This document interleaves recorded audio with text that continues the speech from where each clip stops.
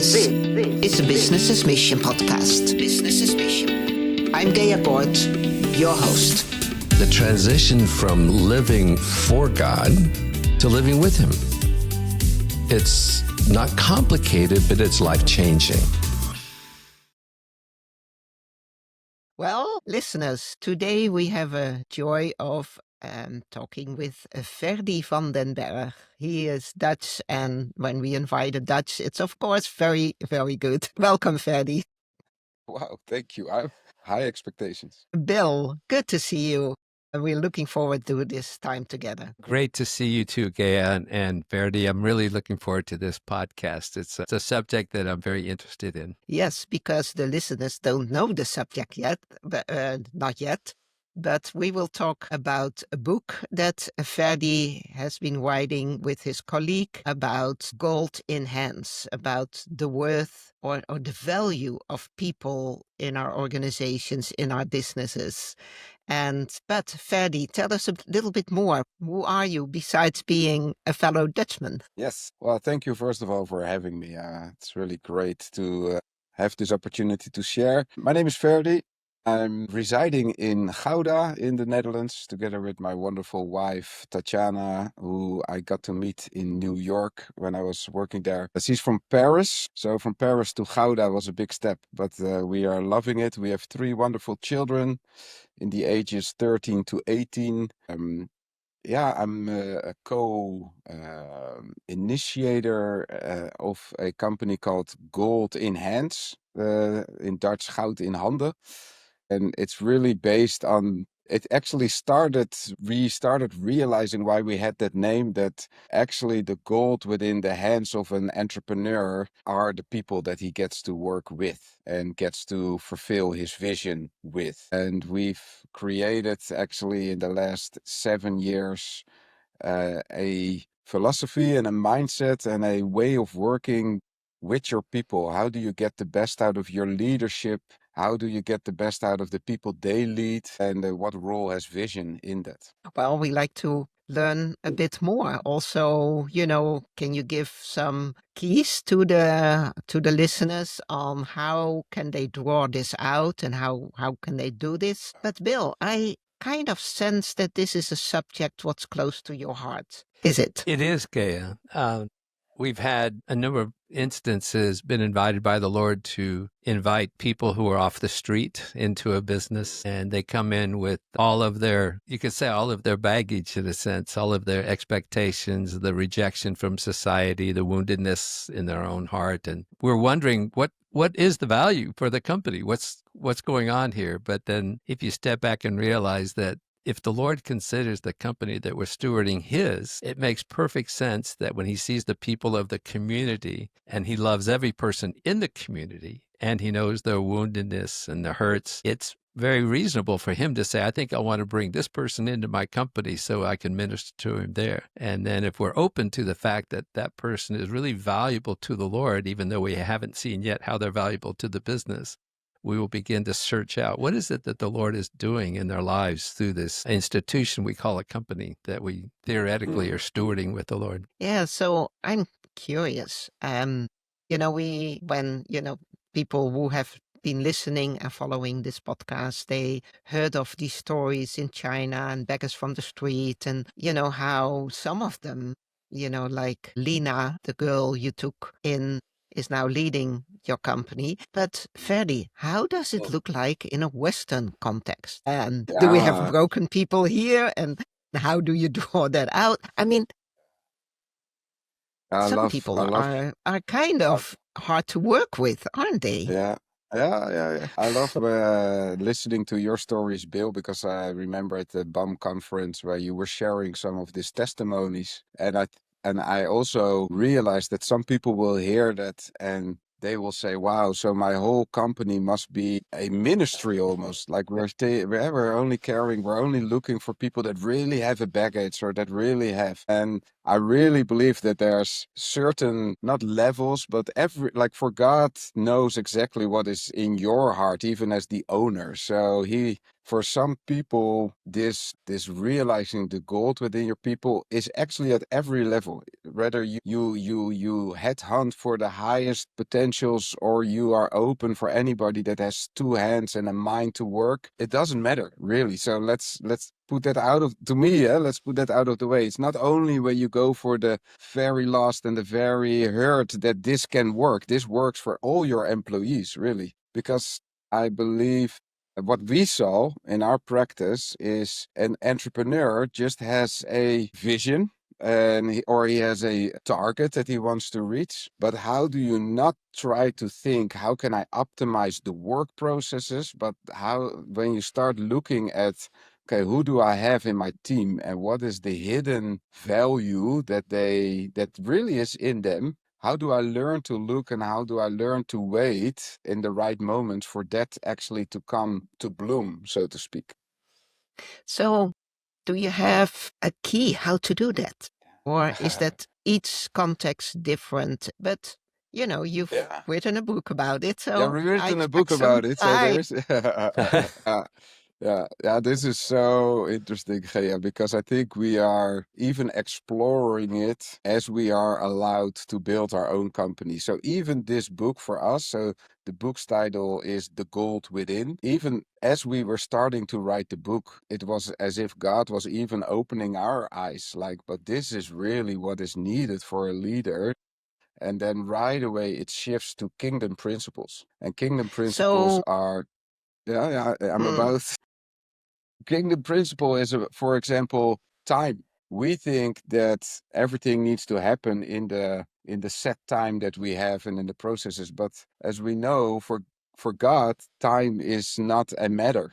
So for him, he thinks much more in seasons, and not even in the seasons like we think them, like spring, summer, autumn, but just it is the right season when the right things have happened, so the next season can happen. So, but one of the biggest keys, I think, as a leader is, are you willing to take your time with the people that are entrusted to you? And that doesn't mean that it will always take long, because that is also the amazing part of the kingdom. Actually, sometimes we also know the opposite, where you think something needs to take long. In God's kingdom, it's again the opposite. So where you think, oh, this is going to be a long process with one person, God is, if you give it the time, God can just say all of a sudden, oh no, he's ready. And then he's ready.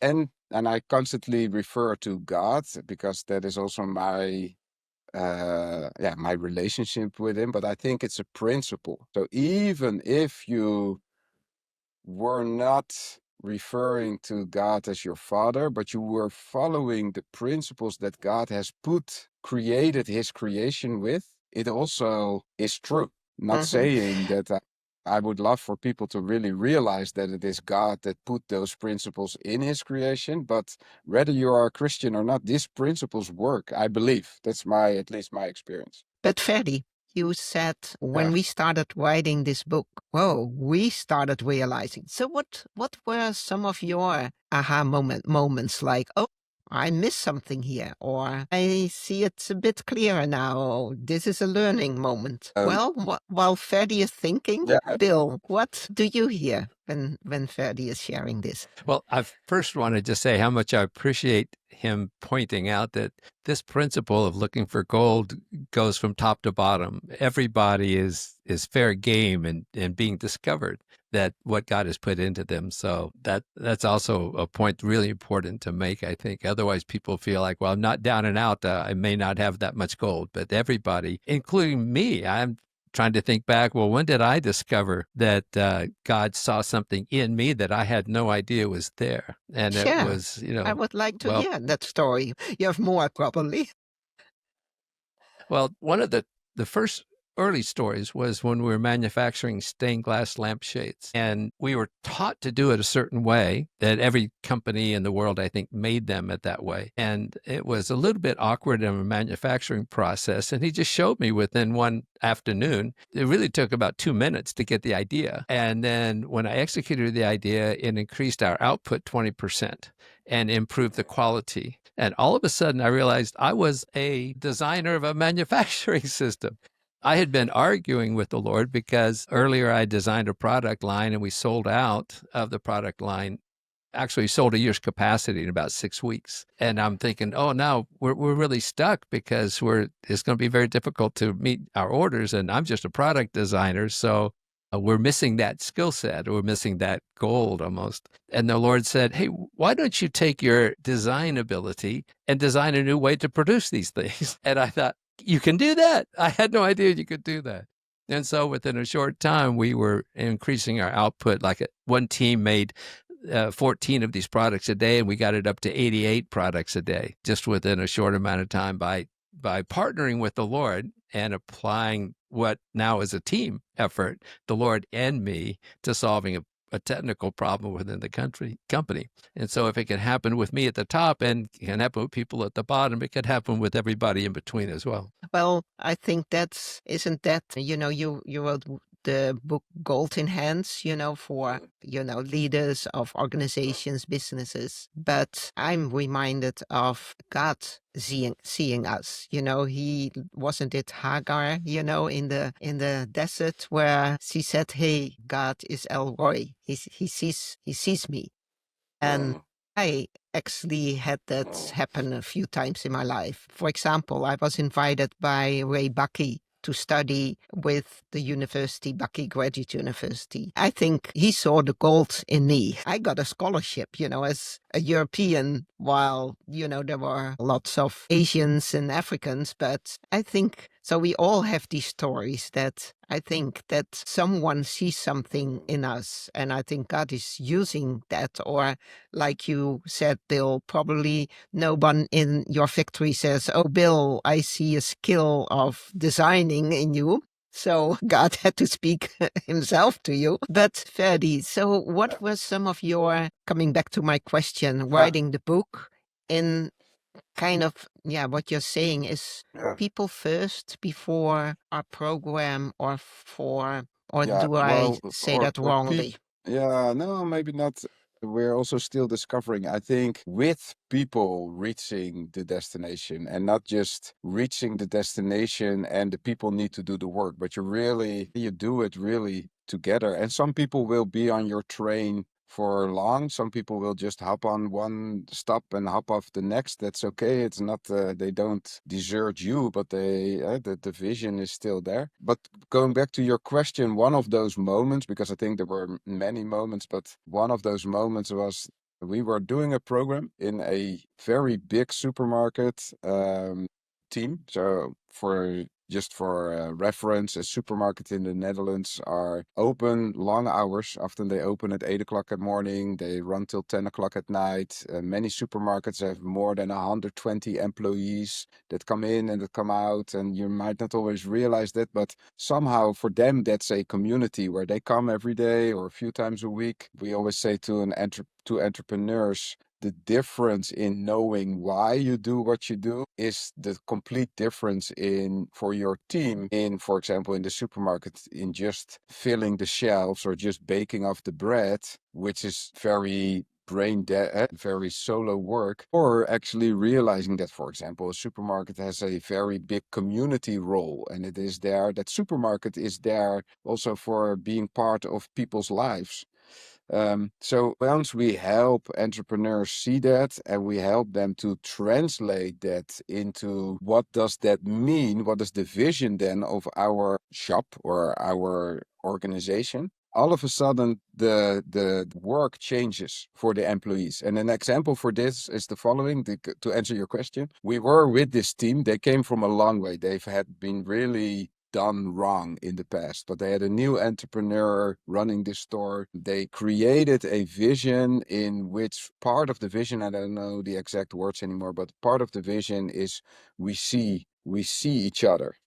And that had not happened in the years before. They were just working, but we see each other. And I remember we came in one time in the meeting and we felt we should do it a little bit different. We should actually not do our standard program, but we should allow everybody to just take 30 minutes and to make the vision come alive in whatever way you want to do it. And they went into the store. Some people took the how do you call it, the table football, and they started playing with the customers. But some of them found a customer and they just took them shopping. And by the end of the shopping, they paid for the customer. But there was this one particular one that I found so touching, that there was a group.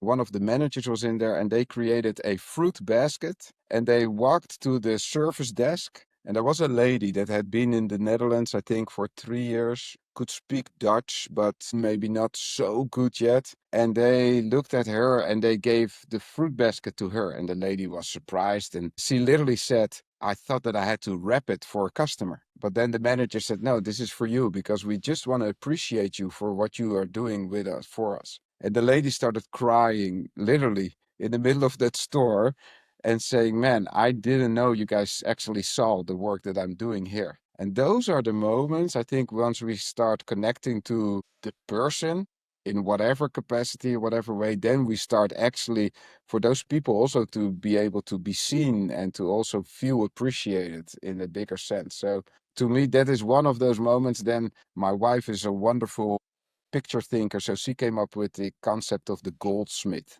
that actually in a way you are a goldsmith. And in the roughest form, a goldsmith is just being given edge, like a piece of stone. And he is able to somehow see inside of that stone what is already in there, what is that potential in that stone. And it is his job, and that's what the whole book helps you to realize, that it is his job to refine that gold and to bring that gold out. And so I hope that answered your question. Well, I will go with another idea to the local supermarket, Yeah, because indeed is it is a place, where it's part of people's lives. And so much. maybe I can recommend you to my local supermarket, Ferdi. I'm happy to. On a business perspective, it's the big difference if that supermarket is being owned by a big branch and it is just one of their local entities, or if it's owned by a owner that actually still is also able to care for his people. So it's not that your supermarket is not able to be helped, but it's much more complicated if it becomes corporate, because then you get those, this is just the manager and he's put there and he's just, so he has a lot less time to build relationships with people. So it's not impossible. So, Bill, what are you hearing and what are you reminded of when you hear Ferdi talk? It feels like all of us are in the context of being on a treasure hunt. And wherever we see people, we see the potential for gold to be revealed. I also was thinking of that movie, Avatar, where in the beginning, one of the taglines was, see you. And what they meant is, I really see you. I don't just see your outside, but I see inside as well. And I'm thinking it's a very attractive thing to hear when somebody says that to you. Although I don't think I've ever heard that, but it also feels correct when you want to see the people, you want to see all that actually is there. So that's where my mind is going. And Ferdi, but what are the challenges? What do you see? You work with a lot of businesses. What are some of the challenges that you see and what hinders us in? Because, I just picture, I'm thinking of the story you just told. When there is joy in a place like that where you work, I can imagine that it attracts more clients so that it's good for business. Yeah, it holds. Or am I also. too naive? You are in the middle of, working with businesses in the Netherlands. What do Yeah. you see? I see definitely also life. So it's a tug of war. It's then that it doesn't mean necessarily if you start applying this, then all of a sudden every day somebody is being appreciated and given a fruit basket and there's joy. Because at the end of the day, it's also work, right? Like it is ministry, but it is also work. It's not like this is also a discovery. I think it is, as an entrepreneur, you also do have the mandate to generate money and income and business. And so there is also a fine line between, wait a minute, this person is disproportionately maybe asking a lot of attention. So you have to be sort of fine-tuned somehow, because at the end of the day, you still need to also generate money. So it also asks something from the people that you are working with. They also need to be willing, and that's why I think a strong vision in a business is important, because they also need to be willing to tip into the work to actually see this vision come to realization. And that is a fine line sometimes. Sometimes I heard somebody, a good friend of mine, once say it's like two legs. Like a good business has two legs. There's a social leg, but there's also a profitable leg. And for them to move forward, they need to be able to switch between the two. So sometimes as an entrepreneur, you're gonna have to also make difficult choices. So it's not easy. That's why I guess also part of the book realize, it's not easy. Well, I heard you say, you don't say it that much in the podcast, I think, but I know that you believe that, Bill, that, talking about BAM and business's mission, that the business should first run well. The business should be healthy financially before taking too much attention, giving too much attention to the ministry. But you don't say that a whole lot in, like Ferdi says, Bill is taking everybody in the company. And so what do you hear and comes to mind when you hear Ferdi say about these two legs and about, when did you fire someone? What happened? I do remember when I hired a deaf person and I felt pretty good about this, like we're kind of looking in the right direction. And after 6 weeks, we had to let him go because we didn't have enough business to keep him busy. And I thought, whoa, that was a bad experience. What was that about? And I realized, I didn't have enough business strength to actually keep him employed. And so I'm a huge believer you can see ministry happen in the business, but I am not a believer that you can start them simultaneously. I think you have to focus on the business to get the cash flow. It's like the blood in your body. You've got to have enough of it to stay alive. Otherwise, all of the best intentions will just be very, very short-lived and be harmful to the longevity of the company. You cannot turn a blind eye to that. Because I think you might see that too, Ferdi, kind of idealistic people. Or do you see more the other side where it's businesses kind of being taken over and it needs to be more effective and more you probably have a That's it. yeah So broad clientele, I guess. yeah. So our clientele is really in the middle. Unfortunately, we are probably too expensive for the For people the that just for believe. Yeah, for the people that believe that everything is ministry, that Yeah.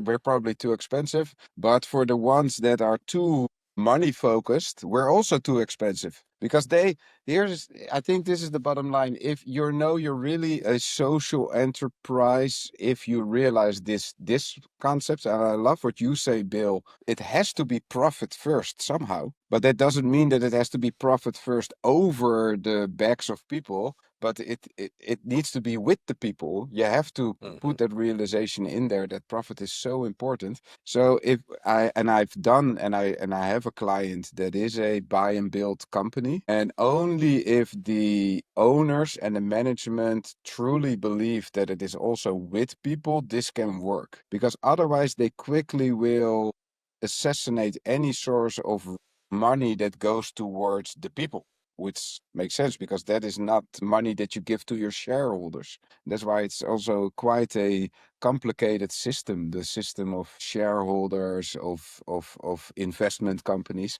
but not impossible. Because I remember, if I can share a personal story, I remember the first time investment company asked for our services. That was not Goud in Handen, but that was another company that I was able to run. I really had to go to God. And I really had to say, can I work for an investment company? That sounds quite not human focused. And then God brought me to the first investor, I guess, if you could say. And that was Joseph. So God really brought me to the story of Joseph when Joseph was next to Pharaoh and there was a big famine in the country. The first time the people came with money and they were able to get food and grain. But then the second year, Joseph said, well, you know what? I take your land. So you sell me your land and I will give you the wheat and whatever you need, the grain to grow. but you're going to give me 20% or however much percent. I don't have that very clear. And I thought, wow, that was the first investment company, really, if you think about it. And I thought, so, okay, then I can take this client, I guess, because for me, that was really important to somehow to be okay there. But it is not natural what Joseph did, because still Joseph really also took good care of those people because he gave them plenty, but he also took plenty. Ferdi, we are already, towards the end of the podcast. I know, in our pre-talk, you are very involved also in Uganda together with your family, with Yep. kids there. But can you share maybe a practical key to our listeners? Like, what would you say? Remember this one. You can forget the rest. Well, they Yeah. don't have to. But what is something that you say, hey, this I want to pass on in writing this book, in working already Yeah. many years.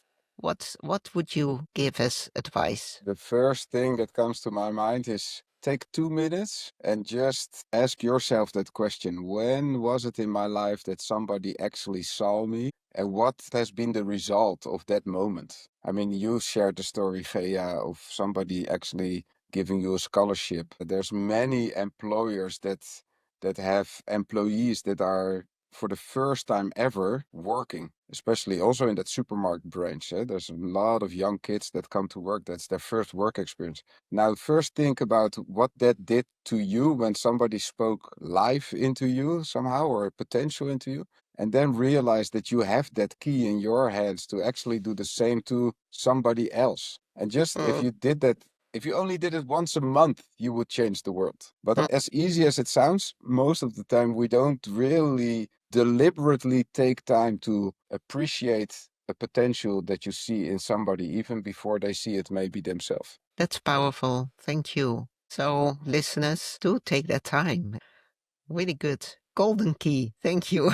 You're a good goldsmith. Oh, man. Still coming to the end. What would you want to share with the listeners? What should they remember? I think just basically what Ferdi is saying is really key. I have a friend who has a bunch of college students over to his home on Thursday nights, and he's given everybody a copy of the book, The 10-Second Rule. And the 10-Second Rule basically says this, that a lot of times the Lord will ask you to speak to someone, to really see them and speak to them. And so you need to keep your antenna up and keep listening. And so the first half hour of these evenings together, they only talk about what they did that week. How did they see? How did they discover someone that week that the Lord wanted them to be a blessing to speak to them?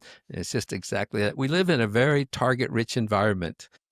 We're surrounded by people. And if we stay sensitive to the Lord, he may just nudge us in the direction to go reveal something in their life and be a blessing to them. Well, thank you. And Ferdi, this book will be released in the Netherlands in Dutch. Yep. Yes. When do you already have a date? Yep. June 12th. We are honored to host a symposium in the Netherlands in the AVAS Theater in Leusden. It's a full program with actually some people also out of the business world. And funny enough, there's a very strong Christian, one of our main speakers from a company everybody in the Netherlands knows, AVAS Software. He's a devoted Christian, but also a very successful businessman. There's a lady that comes to talk about the generations. We didn't even touch that subject, but there's so much power there. And we get to launch our book, so we're super excited about it. And do you have plans to translate it into English? Well, the funny thing is it was co-written in English because my wife was really a part of that and she writes in English. Then we translated it into Dutch and then we tweaked it everywhere. So now it's going to take us a little bit of time to translate it back to English, but I would love to for sure. Well, we will put a note in the description of this podcast and where to find you and get information. Thank you. It was a joy to have this talk with you, and it's a subject very much on my heart. I know how it is that people saw beyond, what they saw from the outside. Well, maybe that's more a female thing. I was seen as the mother of, the wife of, for many years. And then, then which is rich too, which is rich identities. But, to have someone see beyond that, that has drawn out a lot of gold, which I am sharing. And yeah, I'm attentive of seeing people. And so I love this subject. Thank you for being with us, Ferdi. Yes, thank you. I like to close in prayer. So I will do it this time, Bill. You can smile and nod. And you too, Ferdi. Lord, we thank you. We thank you that you are the one who sees us. First of all, like we heard Bill share, that you saw Bill's capabilities and his creativity. But Lord, thank you that you also partner with us and use our eyes to see the people you want to be seen. So Lord, we want to be available and make us aware and experience the joy also to see and bring the gold to life in people's lives. So thank you for this time together, and bless our listeners, each one, in receiving seeing themselves in your eyes and giving it to others. Amen.